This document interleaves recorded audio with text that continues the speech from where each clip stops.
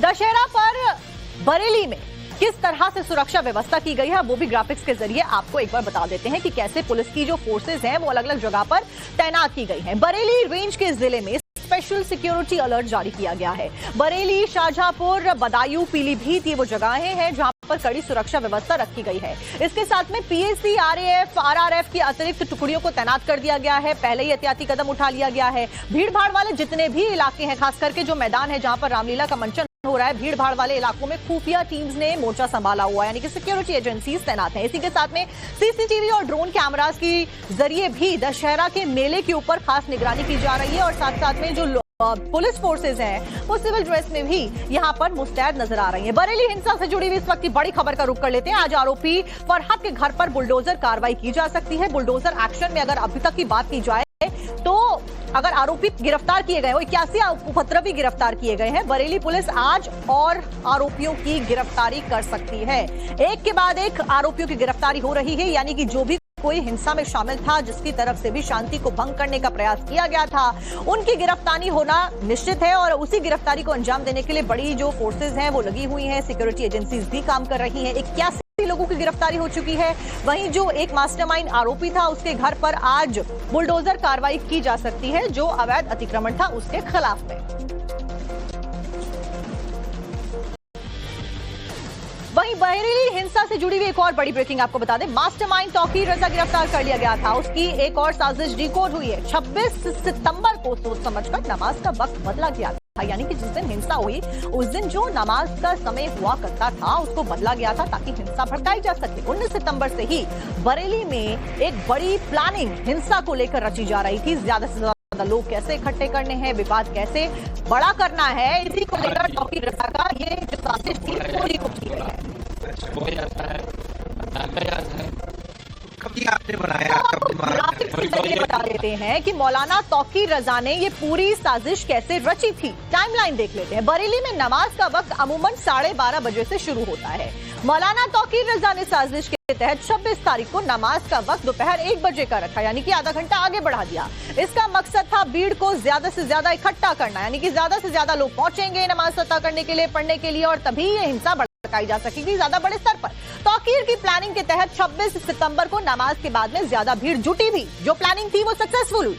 तौकीर ने जो साजिश रची थी उसी के मंसूबे के तहत भीड़ ने हिंसा को आगे बढ़ाया और उसके बाद में क्या हुआ आप देखिए ग्राउंड रिपोर्ट। सुबह जब वीडियो अपील जारी हुई उसके बाद नमाज का समय चेंज करते हुए अक्रॉस द सिटी 1 बजे कर दिया गया था और उसके यही अपील भी अलग अलग व्हाट्सएप ग्रुप्स के माध्यम से की गई थी। 1 बजे के बाद नमाज पढ़ने के बाद लोग 2:30 बजे नौमेला मस्जिद पे इकट्ठा हो और वहां से इस्लामिया ग्राउंड कूच किया जाएगा, जो कि अगेन जो मैंने पहले भी बताया आपको कि सिंगल पॉइंट था इस्लामिया ग्राउंड, जहां पहुंचने के लिए लोगों के द्वारा अपील की गई। अलग अलग व्हाट्सएप ग्रुप्स बने होते हैं, आपको जानकारी है इस चीज की, और बाय वर्ड ऑफ माउथ भी स्प्रेड किया जाता है और बाय इलेक्ट्रॉनिक मीन्स भी स्प्रेड किया जाता है। और ये एक फैक्ट है जो हम लोगों ने ऑब्जर्व किया कि उस दिन सारी नमाज 1 बजे 1 से 1:30 के बीच में सारी नमाजें हुई और उसके बाद लोग इस्लामिया ग्राउंड की तरफ बढ़े। तो ये एस्टेब्लिश्ड फैक्ट है कि ऐसा हुआ। पुलिस मानती है कि अगर 1 बजे वाली नमाज नहीं होती तो शायद ये ट्रिगर पॉइंट भी नहीं होता, उसी के बाद जो है पूरा मामला हुआ। मैं इतना कह सकता हूँ कि ये इसलिए किया गया ताकि मैक्सिमम भीड़ इस्लामिया ग्राउंड की तरफ एक साथ एक ही समय पे अप्रोच करे। जमीयत हिमायतुल इस्लाम के राष्ट्रीय कार्य का बड़ा बयान सामने आया है। अबरार जमाल ने कहा कि तथाकथित मुस्लिम धर्मगुरुओं ने आई लव विवाद के बहाने में यूपी में माहौल बिगाड़ा। आपको सुनवाते हैं।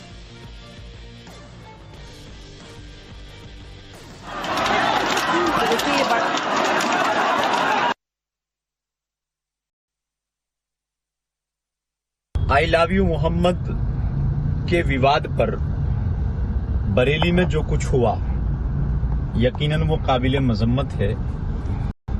जिन युवाओं के हाथों में कलम होना चाहिए, जिन युवाओं के हाथों में कापी और किताबें होनी चाहिए, उन युवाओं के हाथों में हमारे देश के कुछ तथाकथित धर्म गुरुओं ने लाठी डंडे देकर के सरकार के सामने लड़ने के लिए खड़ा कर दिया।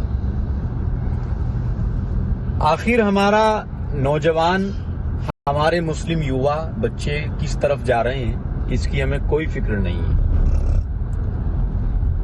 और ये आग गालिबन उत्तर प्रदेश के अलग अलग कोनों तक पहुंच गई है। मुझे लगता है कि देश के बड़े रहनुमाओं को, बड़े मुस्लिम धर्मगुरुओं को सामने आकर के इस पर रोक लगानी चाहिए। यकीनन हर मुसलमान रसूलुल्लाह सल्लल्लाहु अलैहि वसल्लम से बेपनाह मोहब्बत रखता है, लेकिन रसूलुल्लाह सल्लल्लाहु अलैहि वसल्लम से मोहब्बत करने का मतलब ये नहीं कि आप हाथों में तख्ती लेकर के और हाथों में लाठी डंडे लेकर के देश की संपत्ति को नुकसान पहुंचाएंगे, देश में हुड़दंग मचाएंगे, जमीन पर फसादात बर्पा करेंगे। ये रसूलुल्लाह सल्लल्लाहु अलैहि वसल्लम से मोहब्बत करने का मतलब नहीं है। तो मुझे लगता है कि ये लोग रसूलुल्लाह सल्लल्लाहु अलैहि वसल्लम को मानने वाले नहीं है। ये रसूलुल्लाह सल्लल्लाहु अलैहि वसल्लम के नाम का सहारा लेकर के, उनके नाम को आगे करके देश को तोड़ना चाहते हैं, देश को बर्बाद करना चाहते हैं, देश को अलग हिस्सों में बांटना चाहते हैं, जो कि यकीनन इस देश में बर्दाश्त नहीं किया जाएगा।